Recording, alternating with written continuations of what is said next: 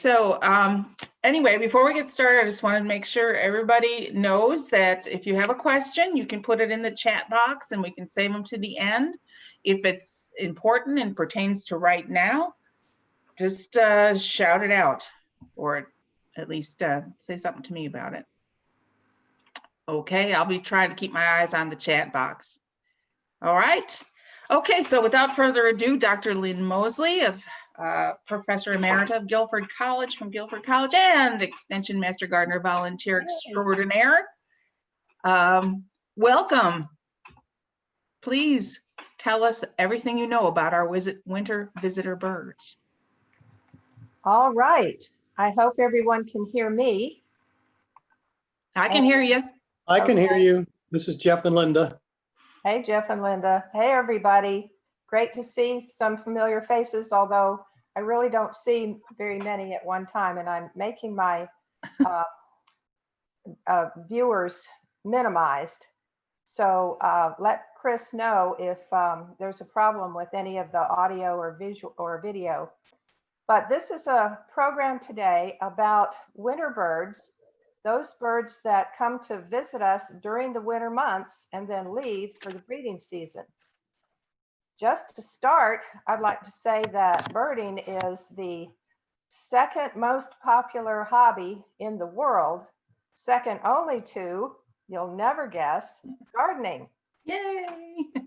So they go together, birds and gardeners, birders and gardeners, I think. Over 60 million Americans are bird watchers, according to the US Fish and Wildlife Service. And fancy bird watchers call ourselves birders, which sort of has an implication that it's a little bit more than just watching the occasional cardinal or chickadee in the backyard, but actually traveling sometimes to see birds in different locations. And it is quite the lucrative hobby. Over $2 billion are spent every year by Americans traveling to see birds and spending money on binoculars and field guides and bird seed and all the associated trappings that come with really being interested in learning about birds. So why is this, you may ask? Well, I have to say that the most important thing is that birds are beautiful. They come in all the colors of the rainbow. And if you're interested in learning more about wildlife in our area or other parts of the country or world for that matter, you will find that you encounter more birds than any other kind of terrestrial vertebrate, which would include amphibians, reptiles, and mammals. Birds are active during the day. They communicate with sight and sound, just like we humans do. We're not active at night, and we don't have a very good sense of smell. So that defines the difference between birds and amphibians, reptiles, and mammals, most of which are active at night and rely on their sense of smell rather than sight or sound. So we relate to them better. And there's certainly plenty to keep us busy watching birds and learning more about them. Scientists have identified over 10,000 species of birds in the world, and there's at least 800 in North America, which we call regular, and probably up to over 900 if you call the ones that stray from Europe and Asia periodically.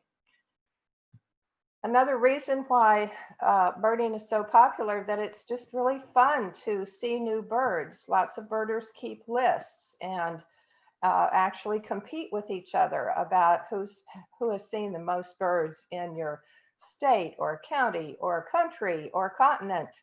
I keep a life list, but I don't count how many they are, because to me, that's not the important point. The important point is that I just enjoy seeing birds, and seeing new species is certainly fun as well.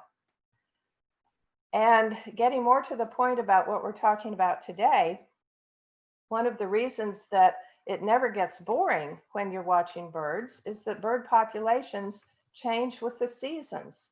So it's not like you're going to have the same birds all year round at your feeder. You'll actually see new birds as the seasons change. And so for today, we're going to talk very briefly as an introduction about the 4 seasons of birds, why bird populations are dynamic, and then specifically, right at this time of year, as winter is approaching, we want to talk about those specific bird species that you can expect to see in your yard if you feed birds. And then to make it a little bit more challenging, we'll talk about how to attract them so you get more winter visitors at your feeders. And if there's time, there may be a quiz. So stay tuned. Okay, I'm going to briefly review the 4 categories, the residence categories of birds in the temperate zone.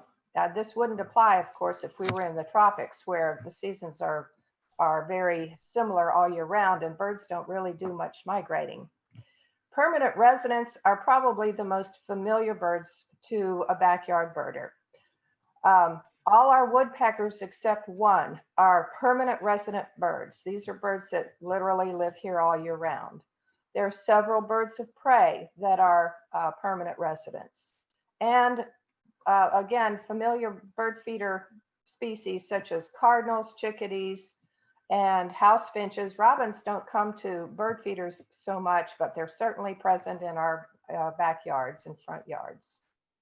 The second category of resident status birds are the summer residents.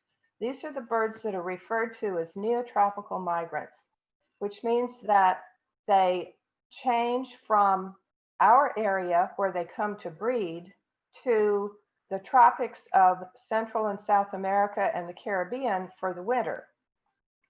And there are those birds which fall into a different category that really don't live here at all, but only pass through on their way from and to their breeding seasons and wintering areas. And they're called passage migrants. They breed farther north of us, they winter farther south of us, and they pass through our area only as they're headed in one direction or another. They might be passing through for only, say, 2 weeks at a time. That would include things like the warblers, many of the insectivorous warblers, bay-breasted, Blackburnian, black pole, Canada warbler, and then some of the thrushes such as the veery, and if you were on the coast, things like semi-palmated sandpipers that breed in the high Arctic and winter down off the coast of Brazil. Last but certainly not least are our winter visitors. And this is the perfect time of year to talk about the winter visitors. I'm going to cover all the ones featured on this slide because they're just starting to arrive. In fact, we've had some of the early winter visitors already show up. People have been calling to tell me that they've had their first white-throated sparrow, for example. So they will show up in October to November, sometimes a little later. Fortunately for us, many come to bird feeders, and they'll stay here until spring. And if you actually count the number of months of the year that these so-called winter visitors are with us, they may be in our area for more months of the year than they are in their breeding areas. So these are birds that will breed farther to the north of us. And, whoops. We should ask ourselves why those particular species of birds decide to come to our area to spend the winter rather than going all the way to the tropics. And I have an example of one that is a neotropical migrant just to indicate some of the differences. In birds that breed farther north, migrate to the tropics versus birds that breed farther north and come only as far south as the southeastern United States. So this is what the birders call a range map. It's developed to show in different shades of colors where birds are at different times of the year. So as an example, the hummingbird is a neotropical migrant. The kind of brownish red color indicates its breeding range, and you can see ruby-throated hummingbirds are all over eastern North America up into Canada. The yellow indicates the areas where it passes through in migration. So it would be a passage migrant in those areas. And blue is where it spends the winter. So as we know, ruby-throated hummingbirds feed on nectar and flowers. And that kind of tells you right there why ruby-throated hummingbirds have to fly all the way to Costa Rica to spend the winter. We don't have blooming flowers with lots of nectar to support hummingbirds during the winter. So they are not a winter visitor. They are strictly a summer resident species. What determines then which birds fly south to North Carolina rather than to Costa Rica is diet.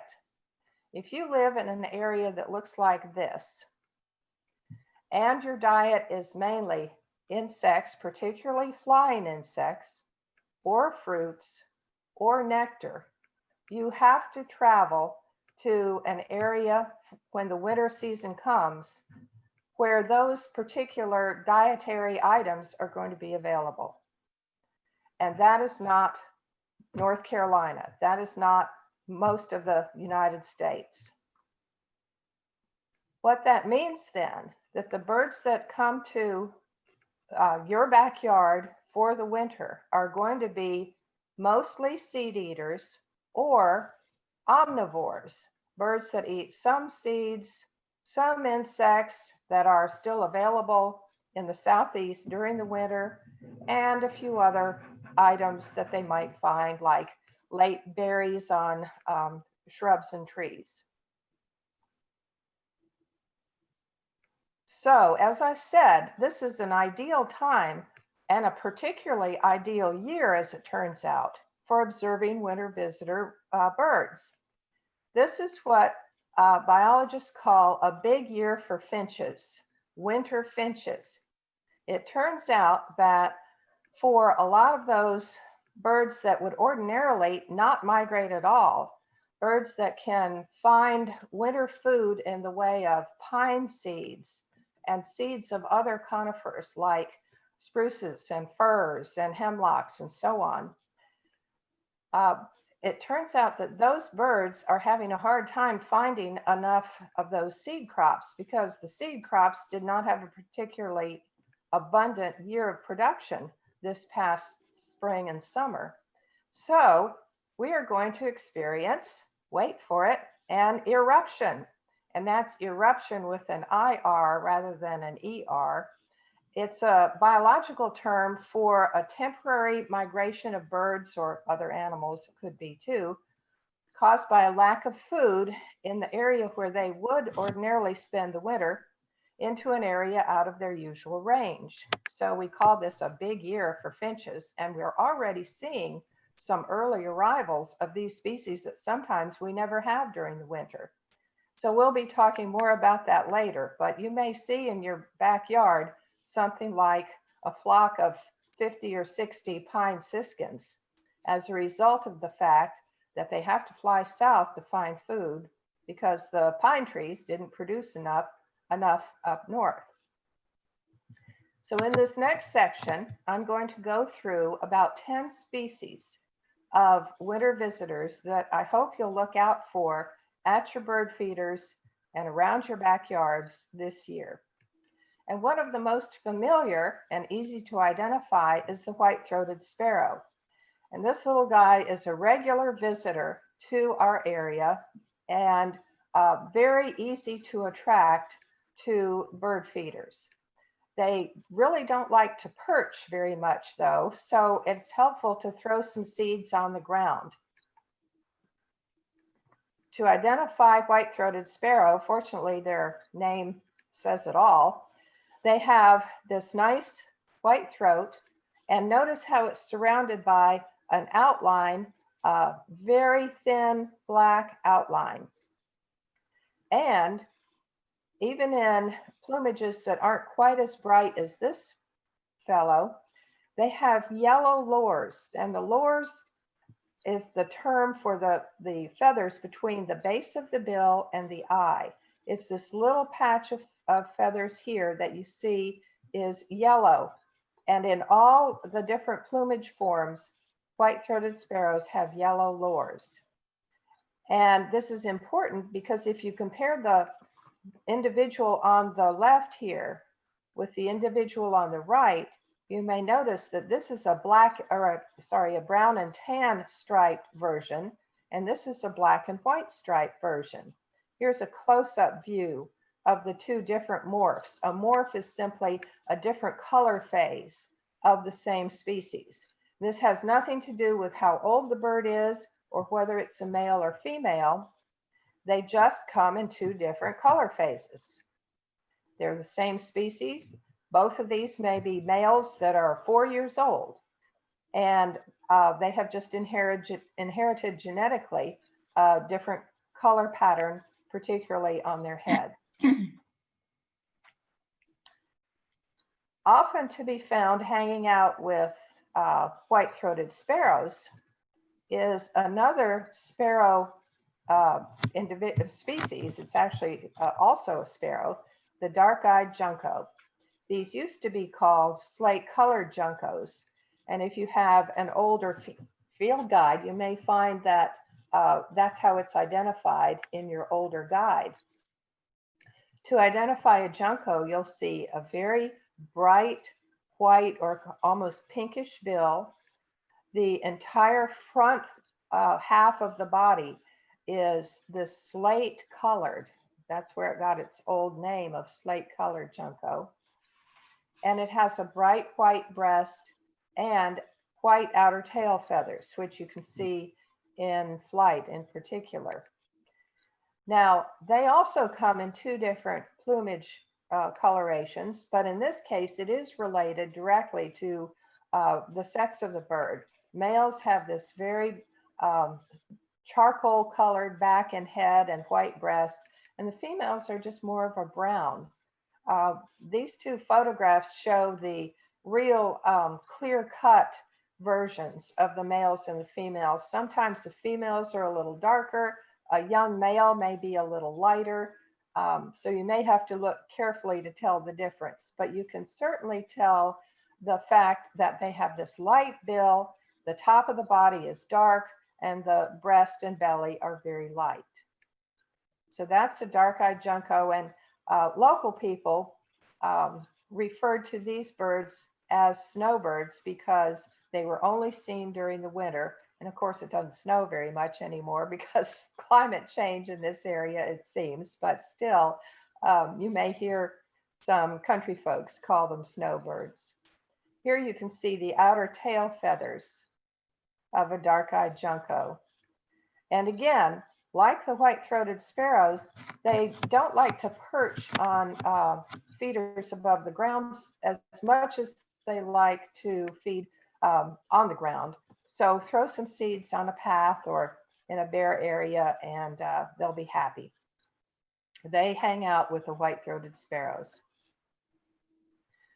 Now, I get calls a lot about people who think they've seen a purple finch when really it's the ordinary everyday house finch. Purple finches and house finches are very closely related.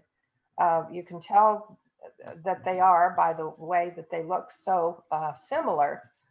And I want to have a little lesson about how to tell the difference between a purple finch and a house finch, because the purple finch is really a fascinating bird. They're one of the winter finches that some years hardly come down this far south at all, and other years come in quite good numbers. So we're hoping that this year there'll be a lot more purple finches at our feeders than there usually are, since it's a big finch year. These two pictures really demonstrate a very clear difference in male purple and house finches. Unfortunately, it's not always that easy to tell. But one thing you can look for is the pinkish hue of the male purple finch compared to the orangish reddish hue of a male house finch. Male house finches, well, house finches in general, are interesting because they're not native to Eastern North America. They're native to Western North America. And back in the 1940s, some pet owners, pet shop owners, decided that it would be neat to introduce house finches to the pet trade, the pet bird, caged bird trade. And so they captured some out west, brought them to New York City, and tried to pass them off as a sort of new type of caged birds like canaries for your living room. Well, it just didn't go over very well, and they don't have a pretty song. So the people who bought them from these pet shops just let them go. And in the succeeding 60 years or so, they have spread all over Eastern North America and almost become a little like pests, in that they can just swamp a seed feeder, a sunflower seed feeder, and not leave much for other birds that are in fact native to this area.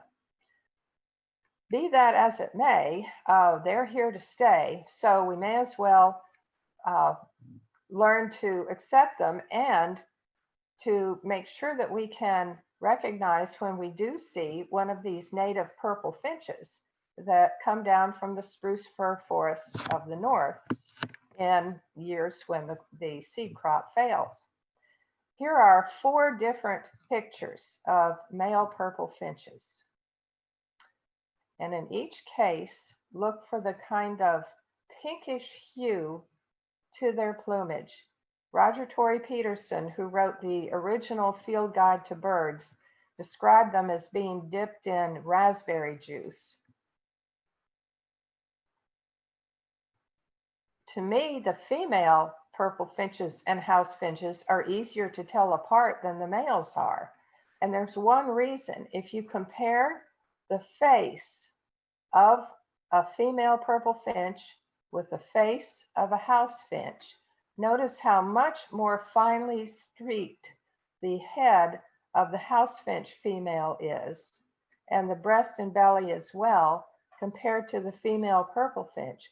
Look at this broad brown stripe that goes from the eye back to the nape of the neck. That's very distinct in a female house finch. The stripes are thicker on the breast and belly of the purple finch, very clear on the purple finch. And the stripes on the breast and belly are thicker too. Keep that in mind for the upcoming quiz, folks. So here's a picture. This one didn't turn out to be very clear, but these are house finches at my feeder. And now compare those to these finches. Here's finch species number 3, pine siskins. We never see them during the spring or summer because they are northern breeders. As the name implies, they rely mostly on pine seeds to make it through the winter. And this year was a bad year for pine seed crop production up north. People have already reported seeing flocks of 40 to 50 of these in yards in Burlington, which is really amazing that they're here already. So it must have been a pretty bad year for seed production to have them come down this far south already. At first glance, you might think you're looking at house finches, but in every flock of pine siskins, there will be some individuals that really show yellow patches of feathers scattered in different places throughout their plumage. This one you can see under the wing, there's some yellow, and on top of the primary feathers here in this bird. This one is particularly colorful. That's a really healthy male. Also, notice the very notched tail that the pine siskin has. It will be interesting to know if you folks pick up flocks of pine siskins around your yard in the coming weeks. The fact that there are already flocks of 50 in Alamance County seems to indicate that it will be quite an amazing winter finch year. Hopefully, you're feeding birds in your backyards or front yards for that matter. And I want to say a few words about ways to attract the species I've just been talking about, these seed-eating, often ground-feeding birds. This illustration shows a mixture of white millet. These are these very small seeds in the background here, black oil sunflower seeds, and cracked corn. And this is just an ideal mixture for ground feeding sparrows and finches. And putting them in tube feeders as well certainly is very advisable. If I were going to feed just one type of bird food and just not mess with all the other options available on the market, I would go with black oil sunflower seed. It is the highest quality seed per item that you can offer birds in your backyard.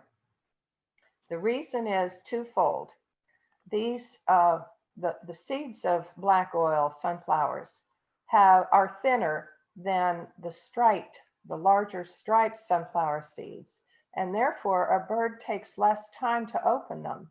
And if you're a bird in the winter trying to survive cold temperatures, tiny little bird that weighs an ounce, you benefit by efficiency in opening seeds as fast as you can. So the thinner shells of black oil sunflower seed permit that. And the second reason is that the fat content per seed is greater than it is in any other type of seed that is commercially available. And for winter birds, high fat content is absolutely critical. We're used to thinking that high fat content in our diet is a very bad thing, but for birds, it just doesn't get any better because they rely on storing enough fat during the day to make it through the night when the temperatures are the coldest. And it turns out that if you had a bird in the hand and you parted its feathers, you could actually see layers of fat deposited under the skin because bird skin is so very thin, you can actually see the fat. A chickadee that goes to bed at night, so to speak, full of fat, will have metabolized 100% of the fat that it stored the previous day during the night. So having a high fat quality seed like black oil sunflower is really critical for birds' ability to survive cold nights.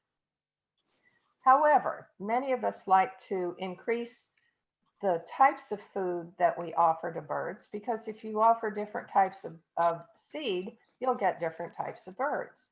And this is true for thistle seed, also known as Niger seed.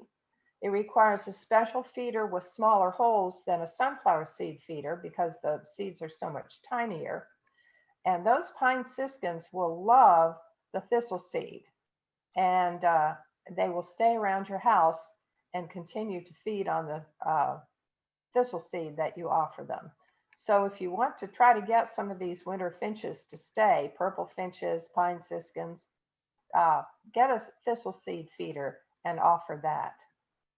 And by the way, here's a comparison between striped and black oil sunflower seeds. This type of sunflower seed is fine for things like cardinals and blue jays and red-bellied woodpeckers.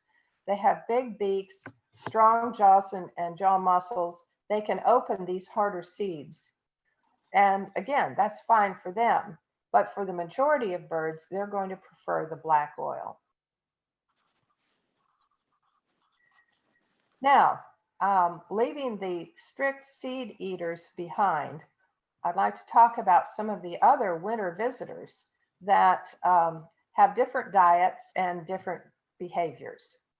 Here is the yellow-bellied sapsucker.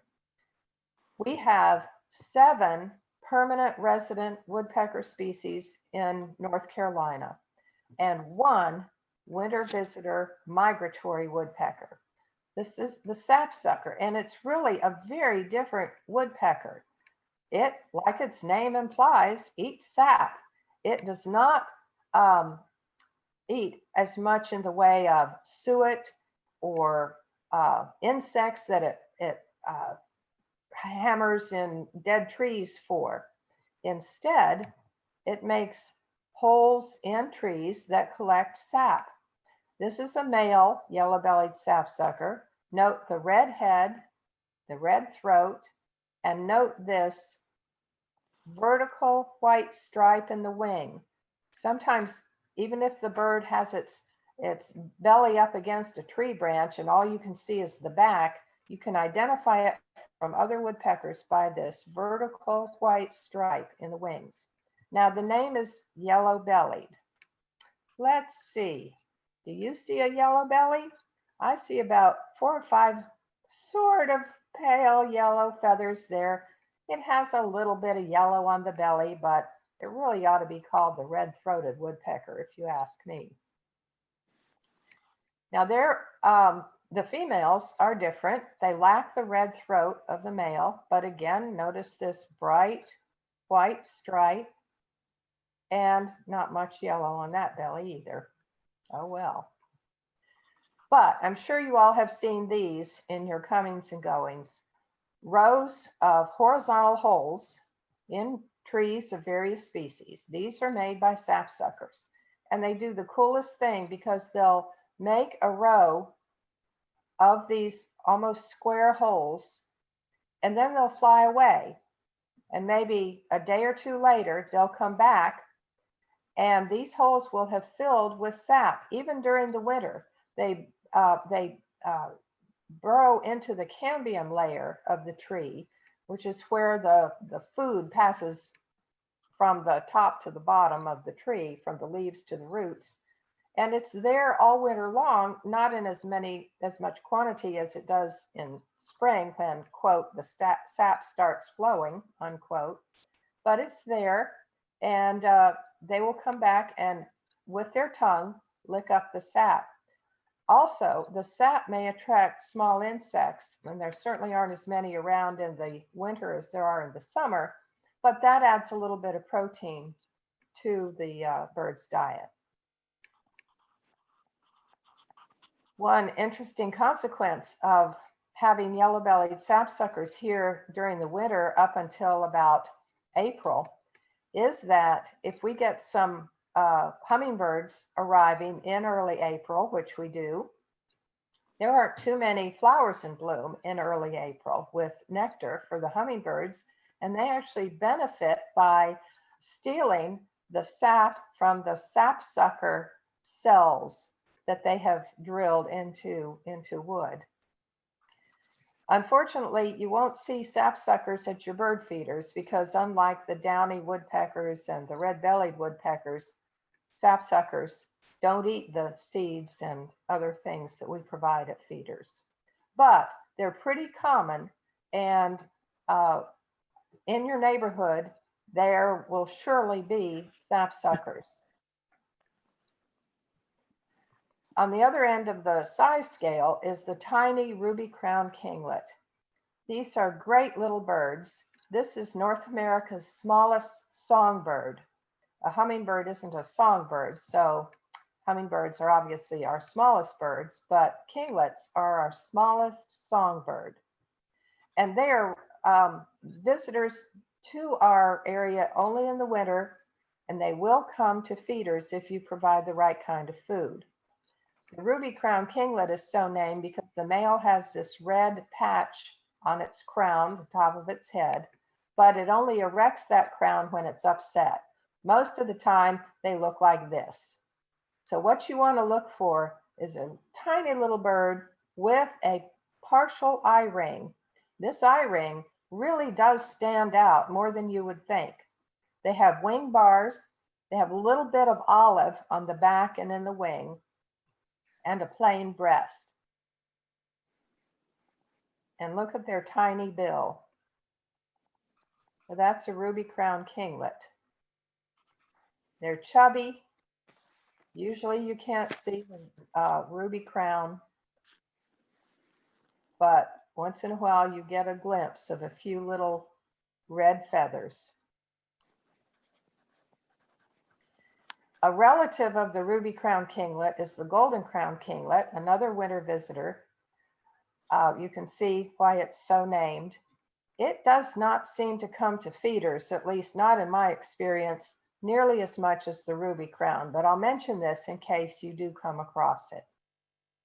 That's the golden crown kinglet.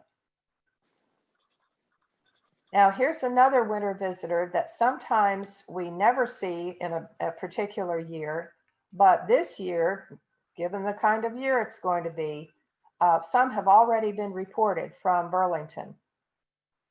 They're beautiful little nuthatches. You may be familiar with brown-headed nuthatches or white-breasted nuthatches, which are permanent resident species.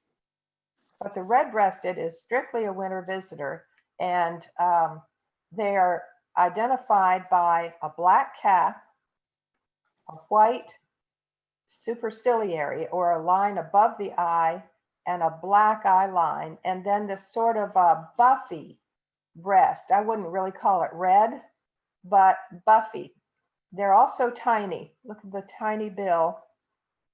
And they're upside down birds. Nuthatches go head first down a tree trunk and forage in the nooks and crannies of bark. If you're lucky, a hermit thrush may show up on the ground underneath your suet feeder, and they're beautiful in a subtle way. I really like the thrushes, and they have among the most beautiful songs of any birds that are found in North America. They have flute-like songs that are really beautiful. So the hermit thrush is a winter visitor. It's a brown bird. It's slightly smaller than a robin. Robins are thrushes too.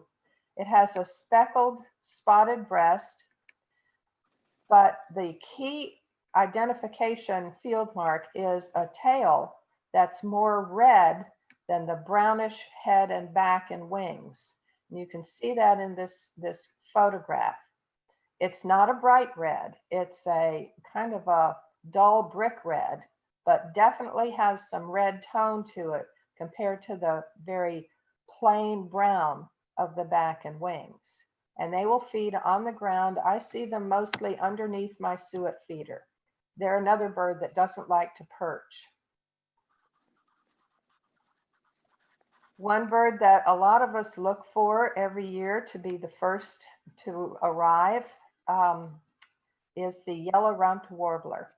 It's unusual to have a warbler come to visit us during the winter. Most warblers, as I mentioned in the first part of the talk, fly much farther south where there are flying insects and other types of insects available all year round in the tropics. But this warbler has an unusual digestive adaptation where it can digest waxy seeds like those of wax myrtle trees, bayberries, and even cedar berries. Those are not easy for any kind of animal to digest, but these birds have special enzymes to break down that fat and use it for energy. Yellow-rumped warblers in breeding plumage are black and white with yellow markings on the crown, the edge of the wing, the bend of the wing there, and the tail. And they're called yellow-rumped warblers because on the tail, they have this almost square patch of yellow that looks like somebody put a small pat of butter right on their rump. And that leads to the birder's nickname for them being a butterbutt. Here's the female, and the males will molt into a much duller plumage, more like that of the female. These pictures show what they'll look like at your feeder.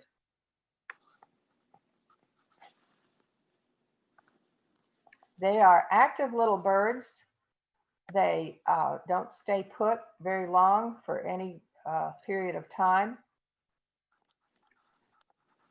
And They have another relative, which is also unusual to see at our feeders, and that we tend to see only during the winter at feeders, even though they're permanent residents. This is a pine warbler, and I took this picture at the suet feeder at my house, obviously during a snowstorm. They're beautiful. You might think they were a goldfinch at first, but goldfinches don't look like this. This is a primarily insectivorous bird with that thin beak indicating that it's not a seed cracker. Has 2 white wing bars and this yellowish and olive greenish plumage. And they're really fun to see at a suet feeder during the winter, especially if we do get a snowstorm or ice. So compare the yellow rumped warbler to the pine warbler, and you should see that they have basically the same kind of form, the same kind of anatomy, because they are related as warblers.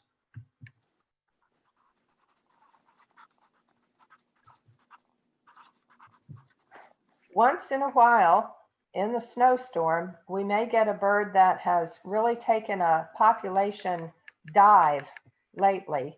The rusty blackbird is this one here in the foreground. In some parts of North America, its population has dropped by 90%. So to see one feeding on the ground with a cardinal was pretty exciting. They are winter visitors in small numbers. They usually go around in flocks in bottomland forests and feed on the ground where insects are to be found in the mud and wet areas. But they do eat seeds, and it would be interesting to know if you report a rusty blackbird. I'd like to know about it, because they have really dropped in numbers so dramatically lately. A couple of words about attracting these winter residents that I just mentioned in this last part. To attract kinglets, hermit thrushes, pine warblers, yellow-rumped warblers, suet is one of the best things to offer. You get a suet feeder, which is a cage like this, or hanging one like that, and a suet cake. They're available at most stores that sell bird seed of any kind. They cost $1 or $2 each. And my very favorite is this one, Naturally Nuts, which you can get from Wild Birds Unlimited. In my experience, I've never seen birds go after suet like they go after this one.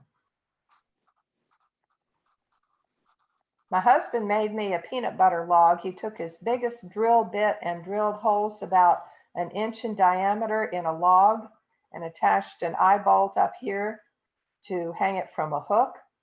And I make a mix of the cheapest peanut butter I can find. I go to Food Lion and get this giant jar of peanut butter that they have, but I mix it with cornmeal because we do get warm spells during the winter, and I don't want the peanut butter to melt and run down the log. So the cornmeal acts as a binder. And then I also add some sunflower seed chips simply to add a little bit of extra nutrition to the peanut butter. But the birds have a really good time with it. And it's helpful to add a perch below each hole so that things other than a woodpecker can take advantage of the food. I've had mockingbirds and brown thrashers feed on peanut butter in a peanut butter log. And mealworms. You've got to have mealworms if you want to get some of these more unusual winter visitors.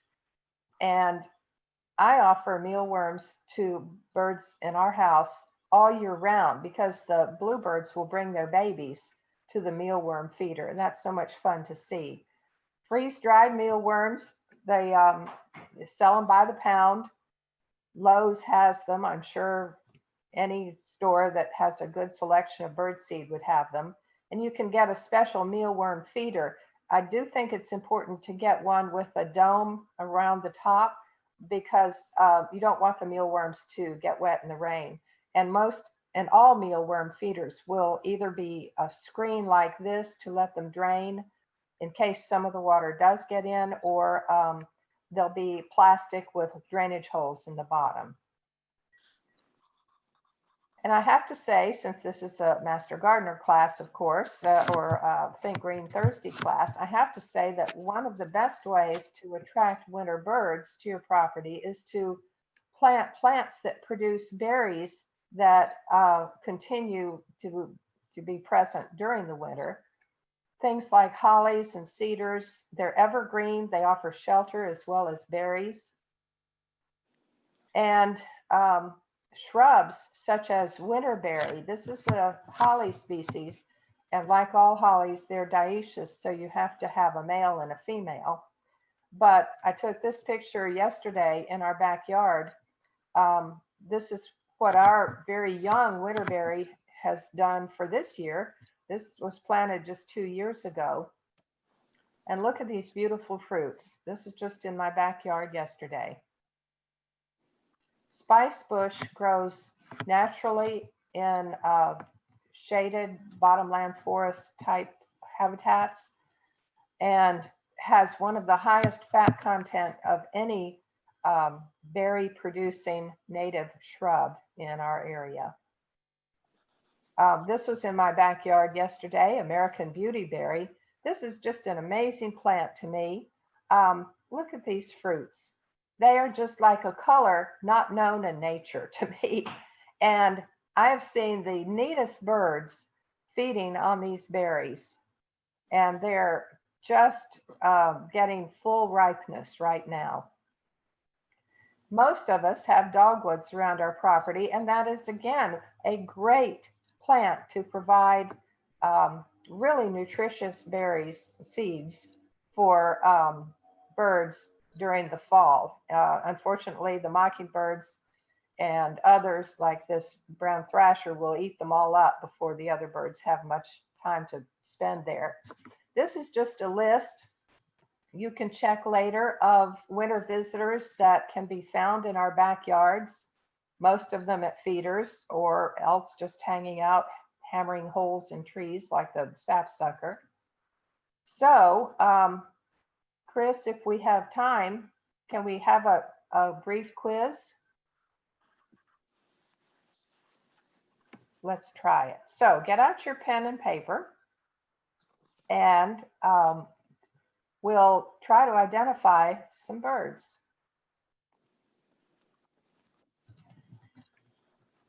I thought I'd make it easy for you.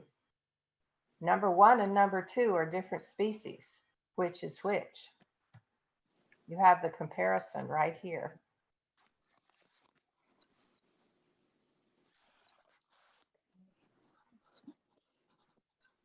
Number 3.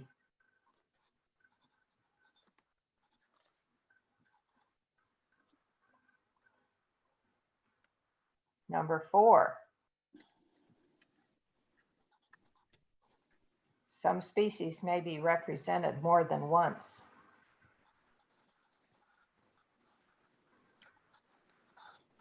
Number 5.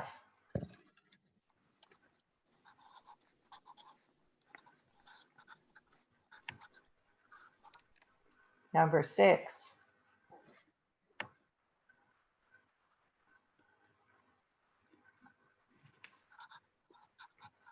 And that ends my presentation, and I'll be glad to take any questions that you may have. I'll turn it over to you, Chris.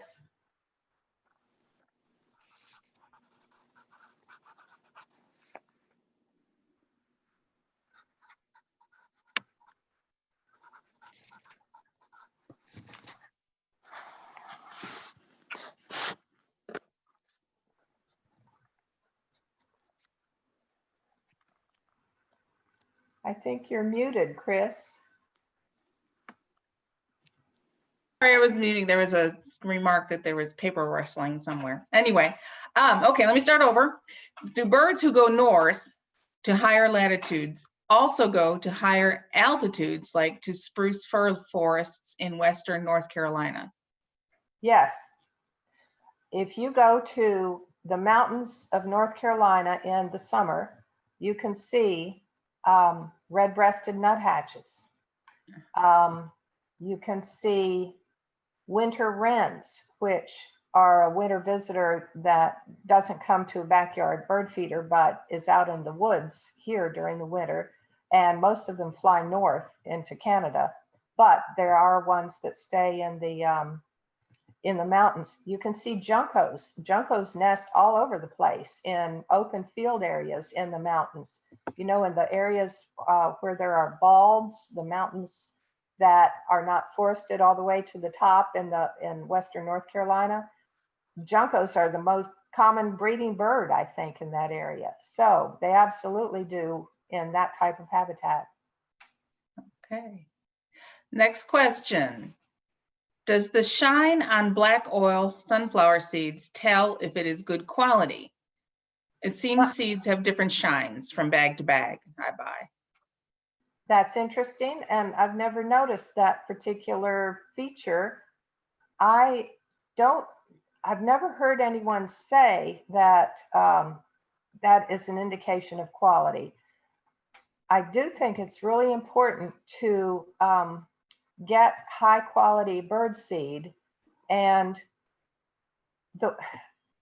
in some birds, well, you know how we learn in Master Gardener class that grass seed indicates how much trash seeds there are in a bag.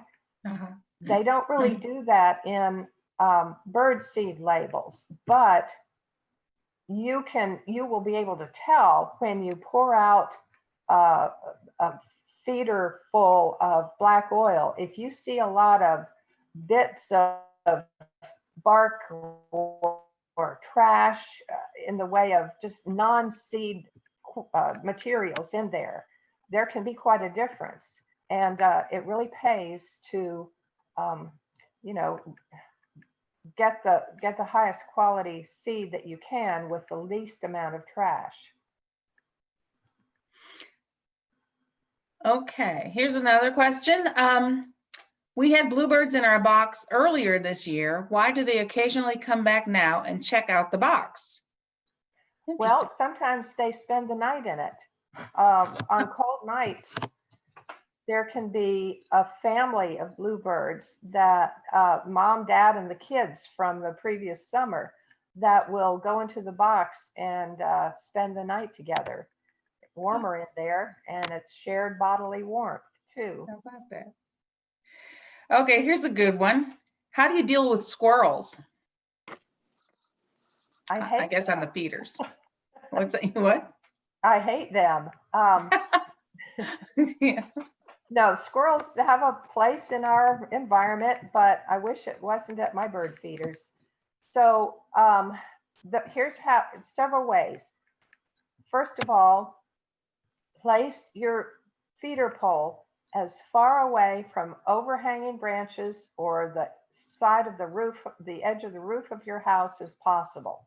Don't give them a place from which they can launch themselves onto the feeder. If you have your feeder out near the side of the house where your air conditioning unit or furnace units are located, they love to get on top of those and jump to the feeder. That's what they do at my house. So the placement of the feeder is really important. Also, having baffles, cone-shaped or cylinder-shaped attachments that you put on the pole itself is helpful, but that only prevents the squirrels from getting to the bird feeder from the ground. So it's still important to make sure the feeders are far enough away from places where they can jump from. And finally, most manufacturers now have a line of products that adds red pepper to bird food. This is true for suet. It's true for some of the seed mixes. And the thing about that is birds can't taste the active ingredient in red pepper, which is capsaicin, but mammals do. And the birds have or the squirrels rather, will have one experience with it, and usually that's enough to deter them. Sometimes it takes the birds a little while to get used to the fact that there's this new stuff in it, the pepper in bird food or suet, but they will get used to it. I don't know if you can hear it, but no one is at my front door. My brown thrasher is at my front door. Anything you can do about that? So you have glass in your front door? No, it's pounding on the kick plate at the bottom of the door, but the window's behind me where it's usual haunt. The kick plate is brass and shiny.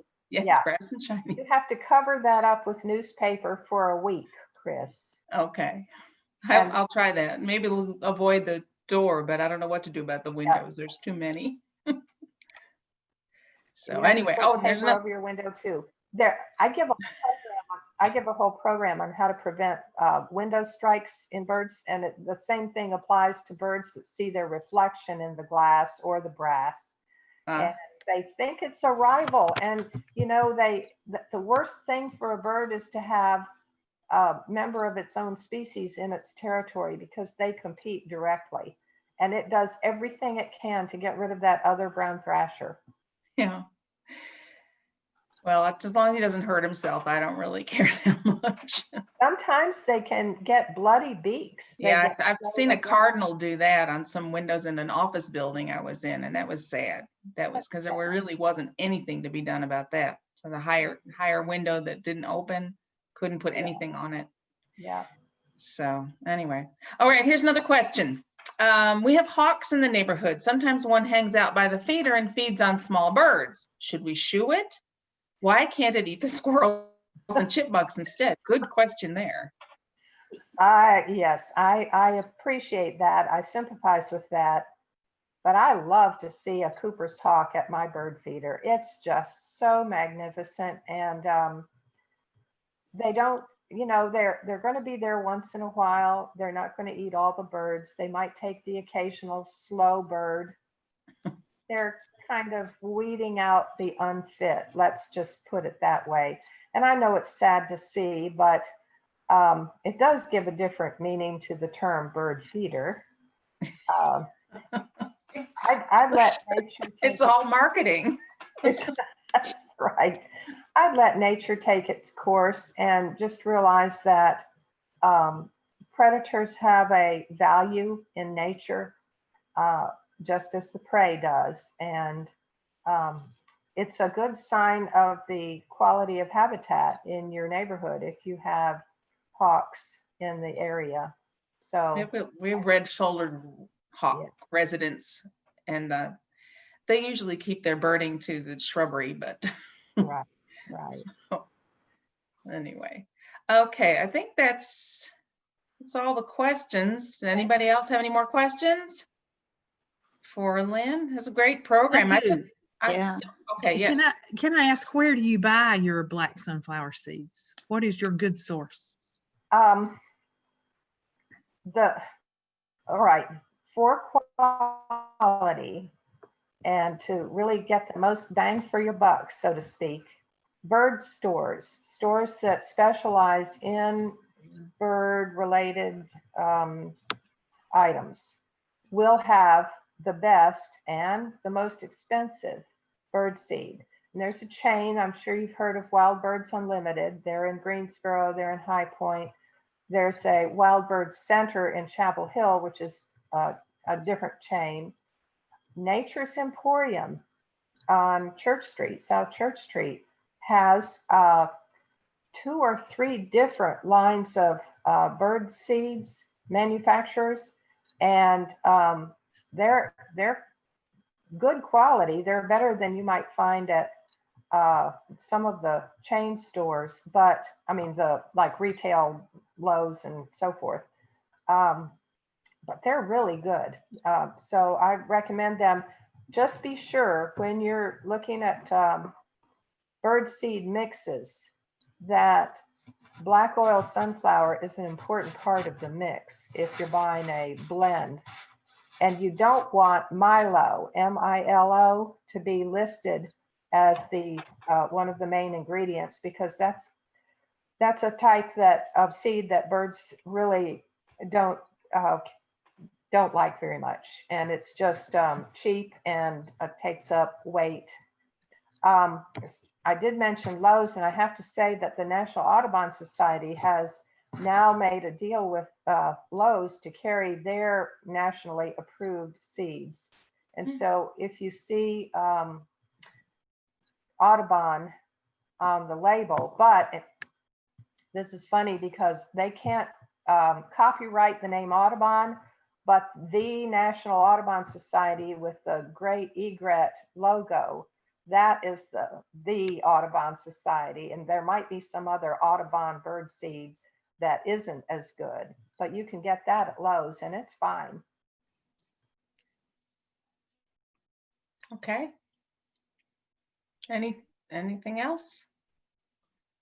Well, thank you so much, Lynn. That was a great program. My pleasure. It's always Excellent. fun to this group. And I will say this, that this cage that you can put over your bird feeder to keep the squirrels out does not keep out chipmunks. FYI. Oh. But that's another thing. They're making bird feeders to be squirrel proof. I forgot to mention that. Thank you. Just real quick.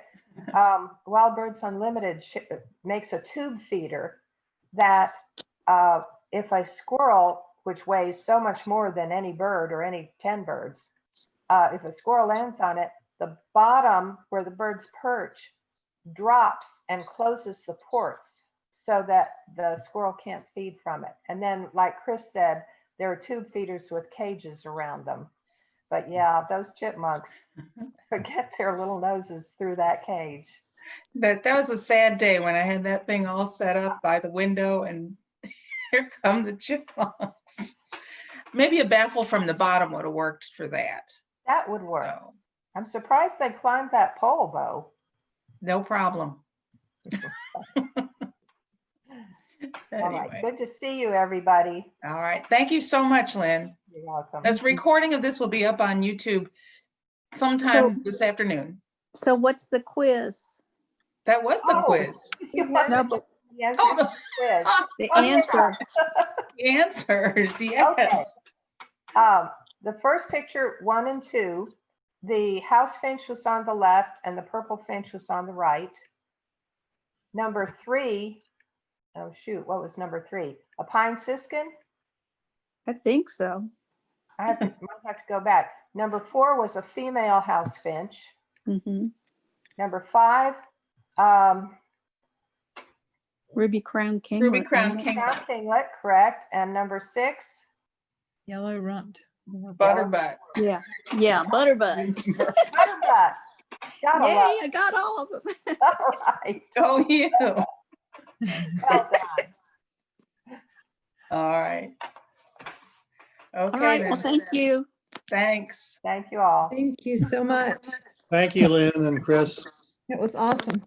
Yeah, Fun to do. Yes. bye. Bye. Bye-bye. Bye.